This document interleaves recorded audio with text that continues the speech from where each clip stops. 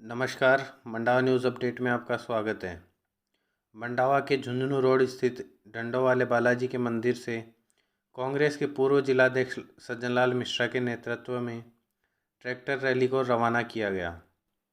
इस दौरान मंडावा पंचायत समिति प्रधान शारदा देवटिया, मंडावा नगरपालिका अध्यक्ष नरेश सोनी, समाजसेवी मनोज बादुपोता, ताराचंद घोटड़ सहित अनेक कांग्रेस नेता मौजूद थे।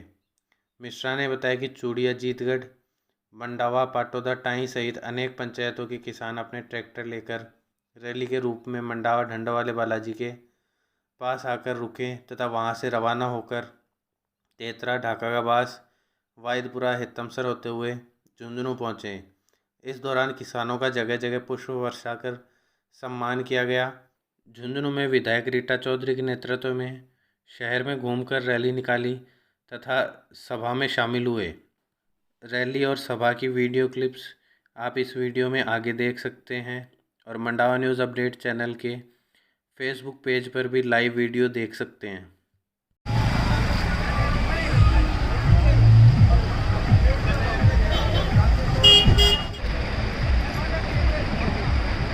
ट्रैक्टर भेज दो आगे।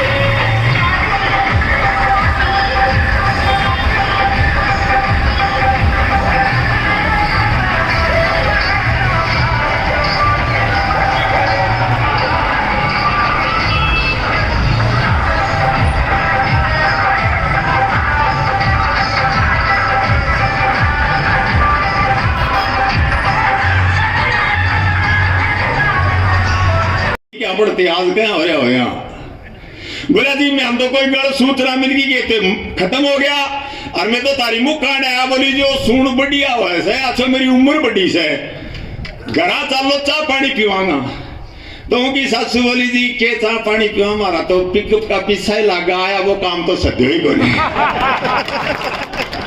तो सदनों में मोदी जी को कहना चाहता हूं तने जो चाही वह कर ली लेकिन वो तेरा काम नहीं सदेगा चाहे कितनी हट कर ले।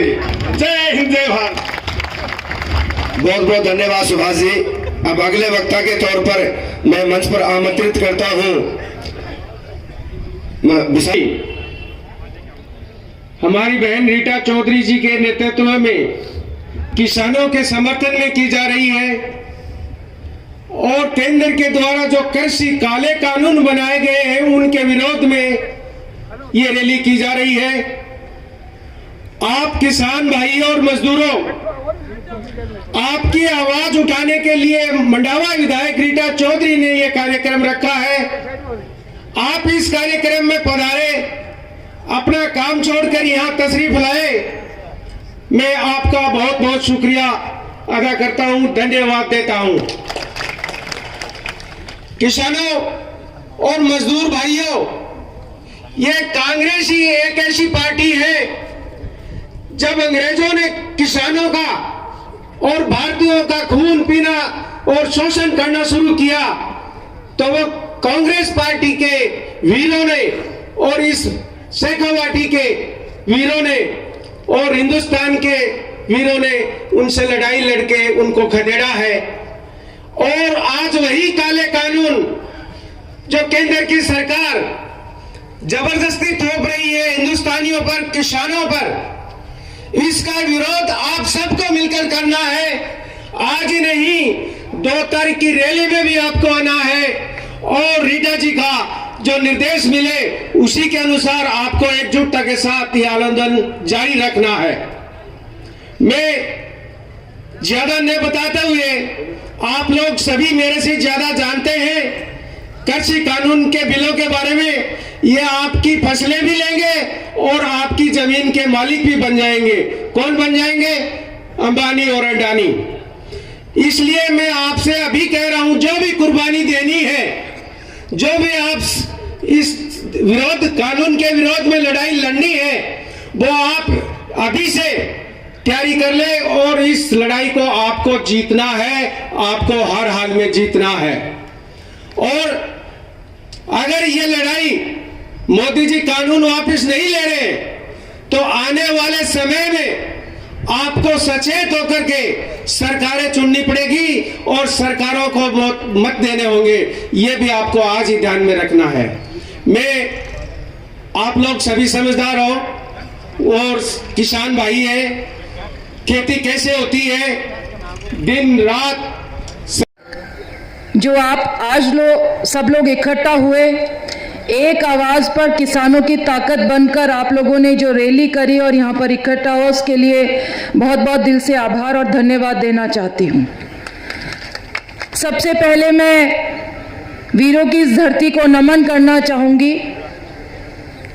हमारे किसानों के लिए जो शहीद हुए, करनी राम जी, रामदेव जी, बालूराम जी, टीकू राम जी को मैं नमन करते हुए, हमारे किसान नेता जिन्होंने झुंझुनू जिले का नाम रोशन करा, किसान नेता हरलाल सिंह जी, किसान नेता रामनारायण चौधरी जी, किसान नेता शीशराम जी ओला, इन सबको मैं नमन करते हुए आज की सभा का आगाज करना चाहती हूं। साथियों, हम और आप सब जानते हैं ये झुंझुनू जिला शहीदों का जिला रहा है, वीरों की धरती रही है। और मैं समझती हूं कि राजनीति के अंदर भी सबसे अग्रणी कोई जिला है तो वो झुंझुनू जिला है। बहुत दिनों से साथियों टीवी को देख रहे थे, लोगों की बात सुन रहे थे।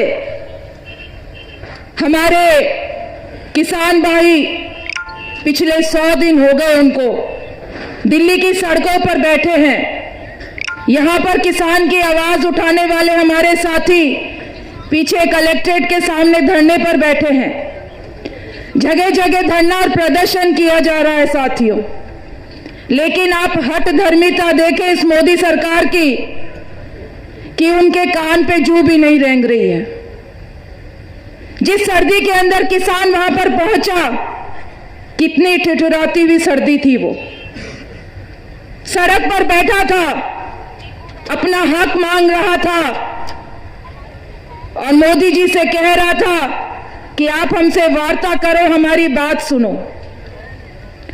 लेकिन देश का प्रधानमंत्री जब सत्ता में आया, उसने कहा कि मुझे कुछ नहीं चाहिए, मैं तो फकीर हूं, झोली उठा के चल पड़ूंगा। तुम तो फकीर हो प्रधानमंत्री, पर यह देश अभी जिंदा है, यहां का किसान अभी जिंदा है, इतनी आसानी से जाने नहीं देगा झोली उठाकर। देश को बर्बाद करने का काम इस मोदी सरकार ने किया है।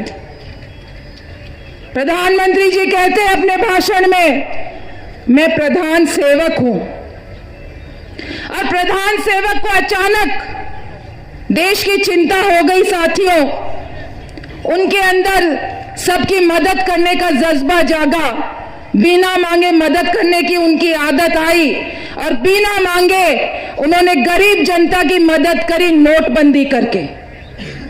साथियों, बिना मांगे हमारे छोटे व्यापारियों की मदद करी जीएसटी लागू करके।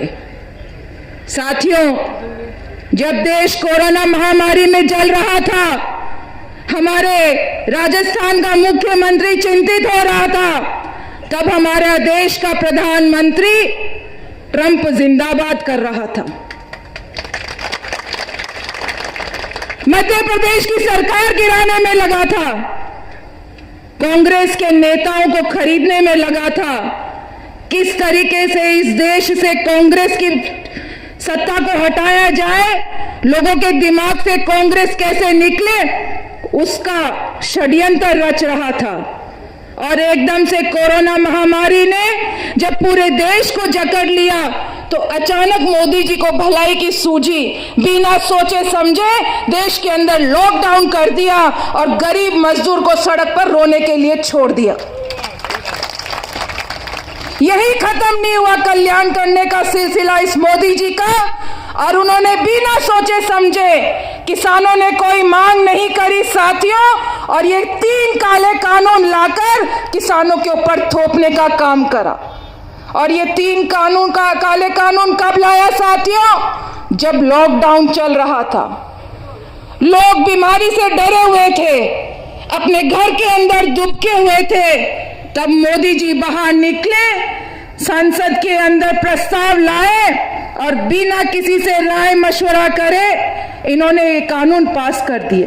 पता होना चाहिए जनता को कि कृषि का कानून राज्य सरकार बनाती है, लेकिन उन्होंने उसको कॉमर्शियल टैक्स में लेकर पूरे कृषि को अपने हाथ में ले लिया।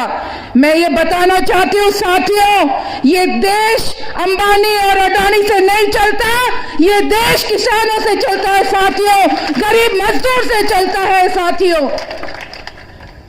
अचानक से मोदी जी के अंदर पता नहीं क्या होता है, वो इंदिरा गांधी जी से कुछ सीखने की कोशिश करते हैं, उनसे आगे निकलने की कोशिश करते हैं, लेकिन वो भूल जाते हैं कि जो पूर्व में जो देश के प्रधानमंत्री हुए थे, उन्होंने देश को बहुत बड़ी बड़ी योजनाएं दी, देश के कल्याण के लिए, किसानों के कल्याण के लिए, गरीब जनता के कल्याण के लिए। जब जवाहरलाल नेहरू प्रथम प्रधानमंत्री बने साथियों, तो 5 वर्षीय योजना लाए देश के लिए, क्योंकि देश गुलामी की जंजीरों से आजाद हुआ था। उनके पास कुछ नहीं था, देश के पास न दिशा थी न दशा थी।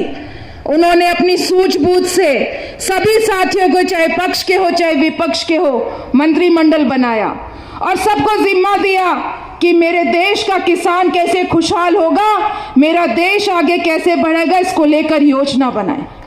और साथियों, 5 वर्षीय योजना लेकर आए जिसका केंद्र किसान था। मेरा दूर दराज में बैठा, गांव और ढाणी में बैठा किसान कैसे जिंदा रहे, कैसे तरक्की करे, उसके लिए योजनाएं बनाई। लाल बहादुर शास्त्री जी देश के प्रधानमंत्री बने। उन्होंने देखा अनाज के मामले में देश बाहर से अनाज खरीदता है, देश को आत्मनिर्भर बनाने की योजना बनाई। 1 दिन का उपवास का ऐलान करा देशवासियों के बीच में, और जय जवान जय किसान के नारे को बुलंद करा साथी। इंदिरा गांधी जी आई, देश की प्रधानमंत्री, देश में तरक्की का दौर शुरू हुआ साथियों। चाइना, पाकिस्तान, सबके होश उड़ गए जब उन्होंने सत्ता संभाली साथी। उन्होंने गरीबी हटाओ का नारा दिया और गरीबों के लिए नई नई योजनाएं लेकर आई साथी। बात यहीं खत्म नहीं होती। देश के प्रधानमंत्री राजीव गांधी आए, उन्होंने 21वीं सदी के भारत की बात करी, और हमारे जो आज का जो मोबाइल फोन हो, नेट हो, इंटरनेट हो, वो देन हमारे राजीव गांधी की थी साथियों। देश के प्रधानमंत्री बने अटल बिहारी वाजपेयी, उन्होंने देश को प्रधानमंत्री ग्रामीण सड़क योजना दी साथियों। उन्होंने कभी भी विपक्ष का विरोध नहीं करा। वो प्रधानमंत्री थे जिन्होंने सदन के अंदर इंदिरा गांधी को लोह आयरन लेडी के नाम से बोला, दुर्गा का नाम दिया। ये हमारे लोकतंत्र की पहचान थी साथियों। और जब से हमारा युवा साथी बहकावे में आया, मोदी की सरकार बनी, अलोकतांत्रिक देश हो गया। लोग एक दूसरे से डरने लगे, भाई भाई के अंदर लड़ाई करा दी, धर्म के नाम पे लड़ाई करा दी, जाति के नाम पे लड़ाई करा दी साथियों। एक बार भी नहीं सोचा कि मेरा इस देश जिसमें मैं पला बड़ा जवान हुआ, उस देश के प्रति मेरा भी कोई फर्ज है साथी। आपको एक नारा याद होगा मोदी का, मुझे सौगंध है इस मिट्टी की, देश को बिकने नहीं दूंगा, और सारे देश को बेच दिया। 70 साल का जो मेहनत थी हमारे पूर्व प्रधानमंत्रियों की, इस देश के लोगों की, किसानों की, युवाओं की, मजदूरों की, एम्स खड़ा करा, इंस्टीट्यूशंस नए नए बनाए, आईटी हो, एम्स हो, आपके आज बहुत सारे सैटेलाइट लॉन्च हुए हैं, हरिपुरा आपका जो सेंटर है। इतना सब कुछ होने के बाद में BSNL आप देख लो, रेलवे आप देख लो, एयर इंडिया आप देख लो, सबको बेचने का काम कर रहे हैं। अभी कुछ दिन पहले केंद्र सरकार ने बजट दिया साथियों, और वो बजट में बहुत ध्यान से सुन रही थी। उस बजट का एक ही नतीजा था, देश बेचो और आराम से खाओ। कोई भी नई चीज बजट के अंदर नहीं लाए। कोरोना महामारी में देश की सारी अर्थव्यवस्था चौपट हो गई, लोगों के रोजगार छिन गए, किसानों की खेती चली गई, मजदूरों की मजदूरी चली गई। लेकिन प्रधानमंत्री जी ने बजट में एक भी ऐसी घोषणा नहीं करी जिससे इस देश की अर्थव्यवस्था को पटरी पर ला सके। मैंने जब ये किसानों का वार्ता चल रही थी, हर वार्ता पे वार्ता हो रही और वार्ता विफल हो रही, मैंने अपने एक सरपंच जी से पूछा, मैं क्या सरपंच जी, ये वार्ता बार बार विफल क्यों हो रही है? वार्ता करने वाले मंत्री के जमीन से जुड़े हुए नहीं हैं? तो सरपंच ने बहुत सटीक बात कही। उसने हंस के कहा, नहीं विधायक जी, अगर ईमानदारी से जाए तो सारे मंत्री जमीनों से जुड़े हुए हैं, जमीनों का धंधा करते हैं सारे मंत्री, लेकिन किसान की तरफ कोई ध्यान नहीं देता है। उनको पता ही नहीं है कि किसान क्या होता है, खेती क्या होती है, मजदूरी क्या होती है। जैसे जैसे किसान इकट्ठा होते गए दिल्ली के अंदर, उनको अलग अलग नाम दे दिया, आतंकवादी का नाम दिया, देशद्रोही का नाम दिया, गद्दारों का नाम दिया, आपके खालिस्तानी का नाम दिया, और न जाने किन किन नामों से उनको पुकारा। ये इस देश का दुर्भाग्य। साथियों, आज ये जो सभा बुलाई है ट्रैक्टर रैली, इसके बहुत दो मुख्य कारण हैं। मैं देख रही थी कि जो झुंझुनू जिला है हमेशा राजनीति में आगे रहता है, अभी तक किसानों की आवाज को बुलंदी क्यों नहीं मिली। और मैंने देखा हरियाणा के अंदर बीजेपी की सरकार है, और हरियाणा, पंजाब, यूपी में इतना रोष है लोगों में, किसानों में, गरीब जनता में। आपने भी देखा होगा टीवी पर, हरियाणा के मुख्यमंत्री को सभा करने नहीं दी वहां के लोगों ने। तो मैंने सोचा मेरा दायित्व बनता है, इस जिले का सांसद मंडावा विधानसभा क्षेत्र से आता है साथियों। 25 के 25 सांसद राजस्थान ने कि जनता ने बीजेपी के दिए, केंद्र की सरकार बनी, लेकिन आप देख लो 25 के 25 सांसद किसान की आवाज नहीं बन पाए हैं, राजस्थान की आवाज नहीं बन पाए। साथियों, आप सुनते होंगे, ना उन्होंने कोई मुद्दा लोकसभा में उठाया, ना उन्होंने कोई मुद्दा राज्यसभा के अंदर उठाया। ये सभा साथियों यही खत्म नहीं होगी। आप लोगों से निवेदन है, ये तो आगाज है, अंजाम अभी बाकी है। 2 तारीख को राकेश टिकैत जी आ रहे हैं हमारे झुंझुनू जिले के अंदर। ये सभा इसलिए भी रखी गई है ताकि जिले के अंदर जागरूकता आए, लोग एक दूसरे को सुने, एक दूसरे की बात को समझें। और जो राकेश टिकैत के 2 आंसू काम कर गए, वो इतनी बड़ी बड़ी सभाएं भी काम नहीं कर पा रही है साथी।